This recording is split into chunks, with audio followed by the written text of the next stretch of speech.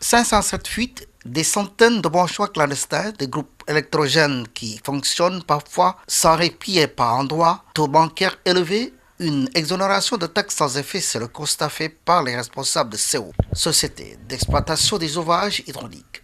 Nous en étions en rendement de réseau de moins de 30%. Cela veut dire que vous produisez 100 litres, vous perdez les 70 litres. Donc vous ne trouvez que les 30 litres. Donc depuis que nous avons pris service, nous sommes mis à régler ce problème qui avait plusieurs sources. Il y avait des fuites qui existaient qu'il fallait réparer, mais aussi il y avait des branchements clandestins parce qu'il n'y avait pas un suivi de la clientèle qui se faisait. Donc c'était très difficile de comptabiliser toute l'eau que les gens prenaient. Experts de la Banque mondiale, techniciens de CO et FOR, Office des forages ruraux, ont visité les installations de Tasset Ndiaganyao, Ndiosmo de Fumla. Accueillant cette délégation, Karim Sen, maire de Fumla, a remis sur la table la cherté du mètre cube.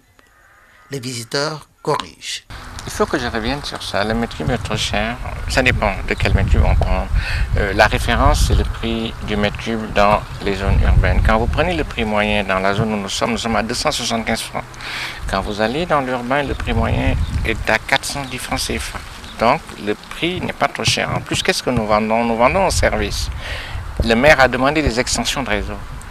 Il faut avoir de l'eau de qualité. Tout ça a un prix qu'il faut payer. Il y a peut-être des réflexions à faire là-dessus, mais comme je disais, le prix de l'eau en moyenne a baissé en milieu rural avec une qualité de service qui s'est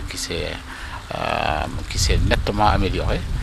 Le défi le plus important, à mon avis, aujourd'hui, c'est l'extension du service de manière à accroître davantage la desserte et à pérenniser davantage ce qui est en train de se faire suivant les résultats très encourageants.